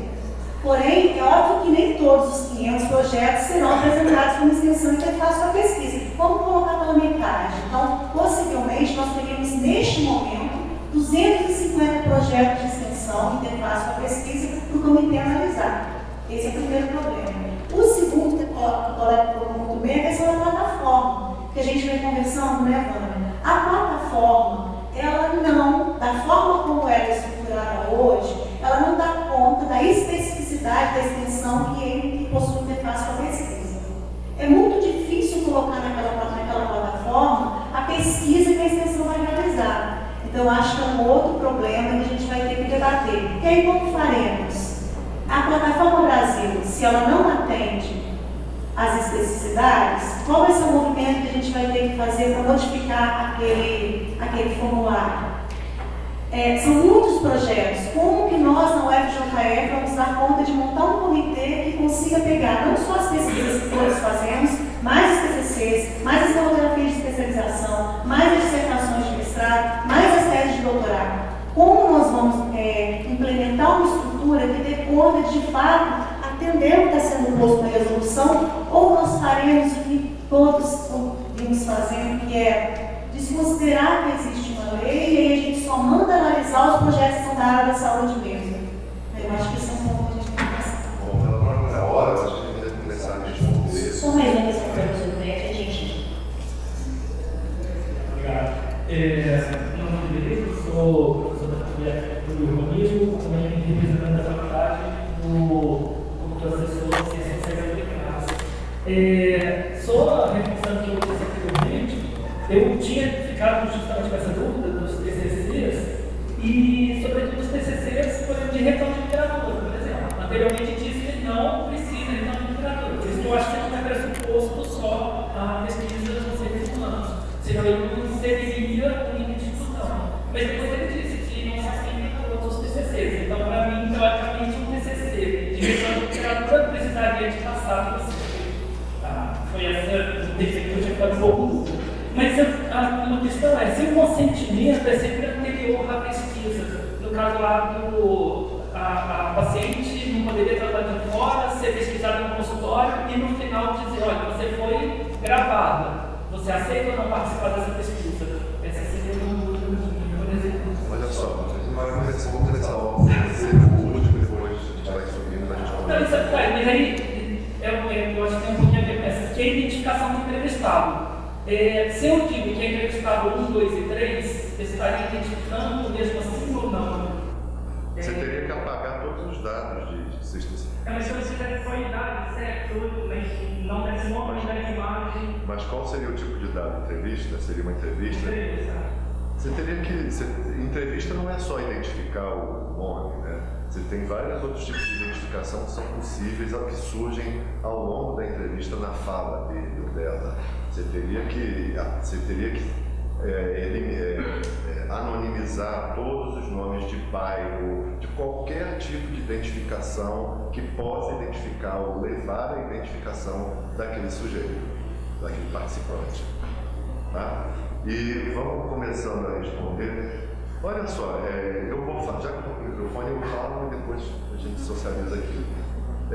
Eu acho assim que o fato de, primeiro que não é uma lei, isso aqui é uma resolução, tá? Ela não tem, inclusive, ela não tem força legal, ela não tem força. Eu fui, inclusive, ainda representando o comitê aqui, eu fui a um encontro lá em São Paulo, no Hospital Sírio-Libanês, exatamente falando, uma das palestras era exatamente falando sobre o aspecto legal. Isso aqui não tem força de lei, isso é uma resolução, isso não é uma lei. Tá? Agora, o fato de nós não fazermos, ou a faculdade de comunicação não fazer, ou a de educação, isso na verdade é um problema de vocês, porque eu, quando era daqui da Letras, em 2011, desde 2011, que a Propesc exige de todos os projetos de pesquisa que envolvem seres humanos a aprovação pelo Comitê de Ética. Então, por que não faz? Por que não? Só agora que vão começar a se movimentar? Tudo bem, nunca é tarde, tem que se começar. Mas, na verdade, aqui dentro da UFJF, em 2011 começou-se a exigir de todo mundo. Então, isso não é uma coisa de agora. Isso é uma coisa que já está aí. Agora, o que fazer com que o que se está fazendo sem autorização do Comitê de Ética, a única resposta possível de um Comitê de Ética dar, e eu não sou membro do Comitê, então, portanto, vou dizer o que eu penso, mas vocês querem dizer, o Comitê só pode dar a resposta oficial. E a resposta oficial é que o Comitê de Ética, ele não analisa projetos que já estão em andamento. O comitê analisa projetos que ainda vão ser feitos. Aí a pergunta, o que fazer com os dados que já foram coletados? A rigor não poderiam ser dados. Você não tem autorização ética, e vocês sabem disso desde 2011.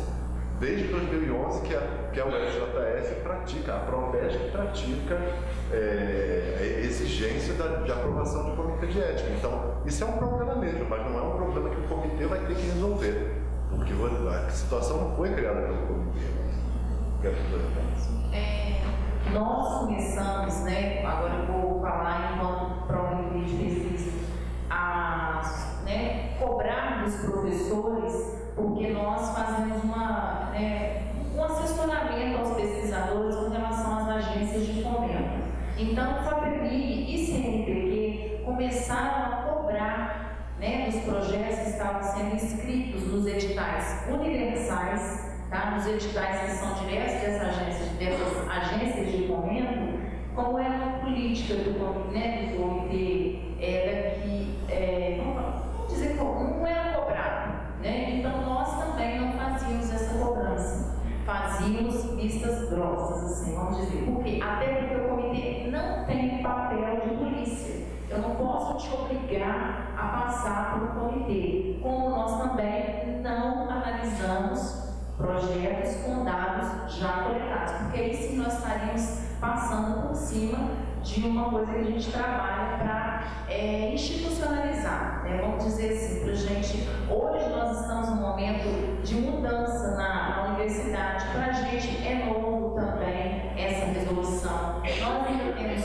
muitas dúvidas com relação a essa resolução e estamos tentando resolver isso junto à CONEP, conversas, com e-mails, e nada no comitê é feito sem, né, ter o respaldo da CONEP. Então, tudo que nós fazemos nas reuniões, nos projetos analisados, quando temos dúvidas, é reportado à CONEP. Esse projeto deve ou não deve ser, passamos à CONEP, e a CONEP nos dá o norte. Respondendo, eu vou aproveitar e responder à professora, qual Jerusa.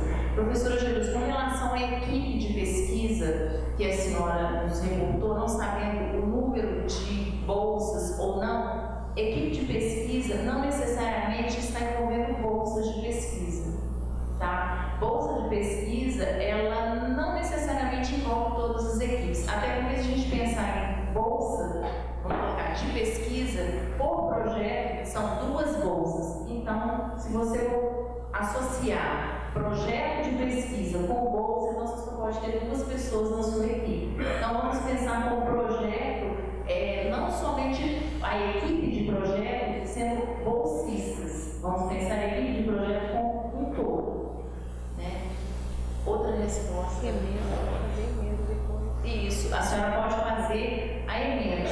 O que tem acontecido também no comitê é que algumas pessoas têm colocado como financiamento de projeto bolsas institucionais. As nossas bolsas institucionais, a universidade não é fomentadora de pesquisa. Tá? A universidade, ela pode contribuir se bolsa de pesquisa não é orçamento de projeto ao meu entender. Isso eu falo ao meu entender de relator. Então, quando as pessoas colocam orçamento, a bolsa do projeto, bolsa de projeto não entende como financiamento de projeto. É diferente. Bolsa de projeto é uma ajuda para o aluno ou para o técnico para desenvolver o projeto de pesquisa, não necessariamente para custear aquele projeto. E eu vou responder outras perguntas. Em relação à pesquisa empírica, que você disse que submeter a plataforma, todo esse procedimento que desestimularia a pesquisa, eu não penso assim não. Eu também trabalho com pesquisa empírica e também tenho a possibilidade de trabalhar em escola, e eu estou lá no programa de pós-graduação em linguística aplicada, e lá tem vários projetos de vários colegas que trabalham com escola, né, que fazem pesquisa em escola, e não impossibilita nada. O que ocorre é que com os procedimentos de ética e pesquisa, claro que dá mais trabalho, óbvio, dá mais trabalho, um monte de documento, a gente precisa se antecipar, né, e pensar o projeto agora com muito mais antecedência, isso sem dúvida, mas não inviabiliza de jeito nenhum. Não vejo isso estar sendo inviabilizado, só que agora tem outras exigências, né? Mas não inviabiliza a pesquisa empírica de forma nenhuma. Em relação a riscos e benefícios, eu não sei se eu me expressei mal, mas eu não falei em quantificá-los, não. e nós aqui na área de ciências humanas, a gente vai qualificá-los, não quantificá-los. A gente vai qualificar, dizer quais são. Agora, eu fiquei quase 3 anos como coordenador desse comitê daqui e posso falar da minha experiência e também eu era membro relator, vários, inúmeros projetos nós não temos a prática de especificar benefícios e riscos. Nós não costumamos a pensar isso. E isso é um fato, sim. Eu acho que isso pode ser mudado, deve ser mudado, né? E em relação a essa questão mais ampla que você e a Lívia também colocaram, de a não adaptabilidade da Plataforma Brasil e de necessidade de luta e tal, claro que sim. Mas eu acho que a gente tem que pensar com o que a gente tem de concreto e a gente não deve esquecer que essas lutas, elas são muito morosas e não são nem um pouco fáceis. E essa modificação que já está se fazendo agora, na verdade, teve minuta. A minuta foi discutida nos anos de 13, 14 e 15. Olha quanto tempo que demorou para discutir uma minuta. E isso já como fruto de um trabalho de mobilização desse GT que levou anos, há anos que a Débora Diniz vem falando disso. Então isso não é uma coisa fácil. Então, assim, pensando bem praticamente, a gente, no momento, a plataforma ainda vai implementar uma mudança e a gente está vendo como que ela é lenta. Então é com esse sistema que a gente tem que lidar. E o que eu acho que os CEPs já estão fazendo, e aqui acho que já está fazendo também, as 8 situações de exclusão, elas já estão sendo contempladas. Agora, a modificação da Plataforma Brasil, isso infelizmente não está na nossa alçada. E eu quero dizer também que quando eu fui coordenador do comitê, eu nenhuma vez fui chamado à CONEP para nenhuma reunião. Só uma vez que eu fui nessa reunião lá em São Paulo e depois teve a de Atibaia, em 3 anos. Então é um órgão que tem muito pouca comunicação com os coordenadores do comitê de ética. Nós podemos fazer muito pouco como tal e assim, mas a gente tem que lidar com o sistema. Isso não me isenta, e nem a você, nem a ela, nem a ninguém aqui, de ter que passar por um comitê de ética. Então, assim, a luta tem que ser feita, já está sendo feita, mas não é algo fácil. E isso não nos exime de lidar com o sistema que está aí. É esse sistema que está aí. Se a plataforma não mudou ainda, eu sinto muito, mas vocês vão ter que preencher de acordo com o que está na plataforma, até ela ser mudada. E a gente espera que ela mude, né? É isso.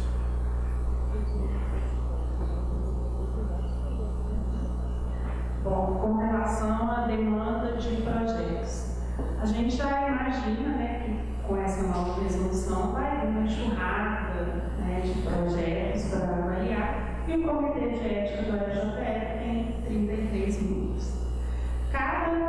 Eu também sou, além de coordenadora, também sou membro relator, né, cada um de nós recebe por mês até 3 projetos de pesquisa para analisar. Eu vejo, né, uma dificuldade com 3 projetos por relator, somos 33, então 99 projetos, né?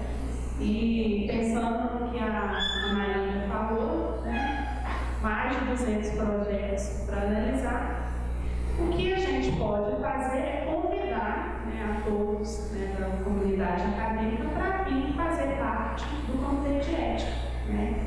Quem quiser se tornar membro é muito bem-vindo, né? E vai ser uma ajuda fundamental, porque a gente precisa mesmo, né, das pessoas para ajudar, né, na relatoria dos projetos. Ou então a gente passaria a ter 2 reuniões por mês, né? Também é uma possibilidade, porque atualmente a gente faz reuniões mensais. Agora, se a demanda estiver muito grande, a gente faria então de fazer 2 reuniões por mês. Só complementar que não é fácil esse trabalho também de avaliar novos membros do CEP. Quando eu fui coordenador também, várias vezes eu mandava e-mail para diretores de unidade, para coordenadores de pós-graduação, solicitando, e na verdade é mais trabalho, né? Então, na verdade, ninguém quer. Então já a Faculdade de Educação deveria então mandar, e outros também, né, mais mais membros para a gente, né? Eu só lembrei de um detalhe que é importante. Na plataforma Brasil, eles colocam lá, eles pedem hipótese. Eu sempre preencho dizendo que não se aplica, e aí eu falo de questões de pesquisa em si.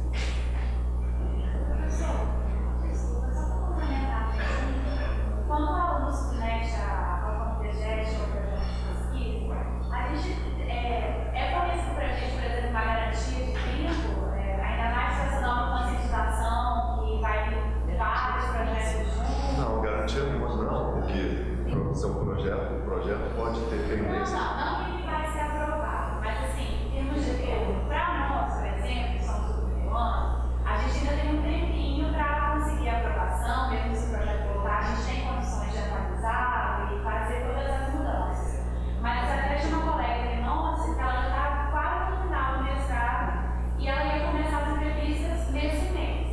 Então, assim, com essa nova, com essa quantidade que está chegando, nós temos garantia de tempo da aprovação. Porque isso pode vir a atrasar muitos trabalhos.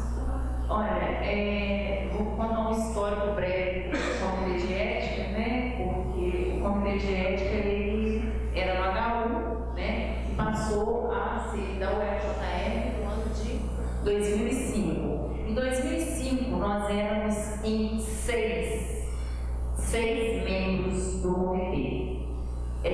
Então, como isso está sempre em processo de renovação, o comitê está sempre sendo renovado. Eu não sei se as pessoas se lembram aqui na época da implementação da plataforma Brasil, porque toda a documentação era tramitada em papel. Então, houve um grande problema porque a plataforma não funcionava. E nós tínhamos que ter um treinamento com relação a essa plataforma, e nós tivemos ali um problema seríssimo, que o comitê ficou engessado de desenvolver os seus trabalhos por 2 meses. E isso teve um acúmulo, né, muito grande de projetos. Mas como nós estamos numa instituição e o trabalho do comitê não é atrapalhar a pesquisa de ninguém, o que nós queremos dar amplitude, andamento e nome à nossa instituição, andamento de pesquisa, ensino e extensão, o que nós fizemos? Nós fizemos uma força-tarefa do comitê. A nossa coordenadora era a professora, era a professora Ieda, que hoje está lá em Manaus, é atuante na ética. Nós fizemos uma força-tarefa no comitê, porque nós pensamos institucionalmente, nós não pensamos em nós somos o comitê, então não, nós pensamos institucionalmente. Então o nosso trabalho, no momento algum, é trabalhar. Se tiver essa demanda muito grande, nós já estamos pensando no plano B, que seriam 2 reuniões mensais, né? E outra coisa que nós queremos fazer também é arregimentar novos membros do comitê dessas áreas, né? Nós estamos sempre abertos a novos membros, né? Tem lá a Maria Lúcia, que é a secretária, que ela não tem nenhuma preguiça em sentar e ficar uma manhã, uma tarde, ou o dia inteiro, ou ir embora para casa. Nós tivemos aí a demanda dos editais da Propesc, né? Alguns professores deixaram no último dia, teve pendência de casa até o horário do fechamento do edital. Muitos professores e alunos são testemunhas disso, porque ela ficou de casa, pelo telefone, até o último momento. Então, assim, só para vocês ficarem muito tranquilos com relação ao não impedimento, avanço da pesquisa na universidade. Não é esse o papel nosso na universidade, como comitê de ética. Nós estamos com vocês tentando achar a melhor forma de não engessar as pesquisas na universidade. Tem muito projeto? Vão ser 2 reuniões.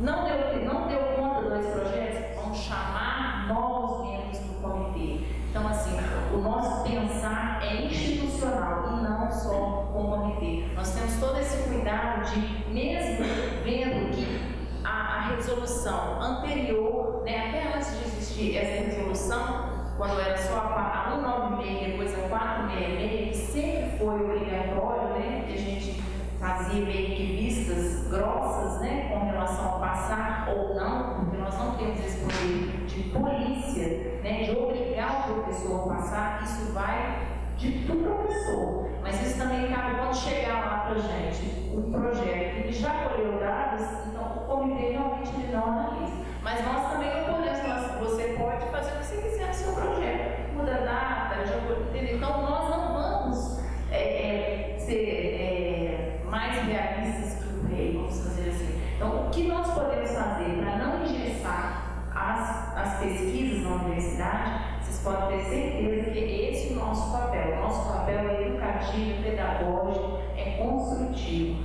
Então, essas datas que vocês estão preocupados, número de projetos, pode ter certeza que nós estamos com total disponibilidade para avançar nesse projeto aí com vocês, tá? Só queria comentar que o comitê de ética daqui ele é muito bonzinho. Ele vai até 3, o pesquisador ele pode ir até a terceira pendência, né, e responder a terceira pendência. Na UFRJ, no Comitê de Ética do HU, eu sei que o meu projeto passou lá pelo HU. Eles reprovaram, o relator ele não entendeu o meu projeto, na verdade, porque por uma maluquice que a gente está mudando agora, a Faculdade de Letras estava atrelada ao Comitê de Ética do HU. Está universitário lá. E aí o projeto foi para lá. E aí eu dizia que eu estava usando dados que já tinham sido aprovados para uso em 2 outros projetos, citaram os projetos, citaram o número de aprovação e tal. Aí eles não entendiam por que eu estava querendo de novo a aprovação. E aí me deram o projeto ficou pendente, eu respondi a pendência, não atendeu ao que eles, houve problema de comunicação, eles não entenderam que era um novo projeto, porque não tinha ninguém da área de humanas, da letras lá que olhou o projeto, e aí o projeto foi reprovado após a primeira pendência. Então o HU ele lá reprova e tem outros comitês de ética que reprovam depois da primeira pendência. O projeto foi submetido, teve uma pendência, o pesquisador não atendeu a pendência satisfatoriamente. Muitos comitês de ética reprovam. O daqui vai até a terceira pendência. E ainda chama o pesquisador para falar. Então, assim, após tudo que a Inês falou, vocês estão super bem acolhidos aqui. É isso. Só para poder acrescentar, que muitas vezes a gente vem com o comitê de ética para tentar agilizar. Esse projeto tem pendência, com pendência pequena, o próprio comitê sugere aprovação lá de referendo, para poder exatamente agilizar a pesquisa. Então, se for uma pendência pequena, o próprio pesquisador pode solicitar por e-mail para o comitê de ética aprovação de referendo. Resolvendo isso, o projeto já é aprovado. Não precisa de esperar uma próxima reunião para a gente responder a pendência que ficou na reunião anterior. Ou seja, o comitê de ética daqui é tudo bom. Bom, só respondendo a pergunta da Ana Lívia, semana passada nós já fizemos uma consulta com a ANEP sobre como tramitar projetos de extensão na plataforma Brasil. Só que, como o professor Paulo colocou, a ANEP é um pouco lenta, né, para responder esses e-mails. Então a gente está no aguardo de como proceder. Mais alguma questão, professor? Bom, então é isso. Queria da Faculdade de Comunicação, né, dos nossos colegas, agradecer muito, né, aos membros do Comitê de Ética, do professor Paulo, né, pelos esclarecimentos. A gente acha que é um início de uma conversa que vai continuar tendo, né, porque a gente acha ciências sociais aplicadas, né, apesar de haver essa exigência legal, como tinha aquela letrazinha lá da resolução 466, que dizia que ainda seria, né, colocado uma resolução específica, esse campo, né, de aguardar e tentar nos sentir mais contemplados. Agora a gente está, então, querendo compreender melhor e acho que esse processo realmente vai começar a bater no projeto de mais projetos para serem aplicados. Com certeza, e nós estamos nos instrumentando para poder atender a todos da área de ciências humanas e sociais, na medida do possível. Obrigada.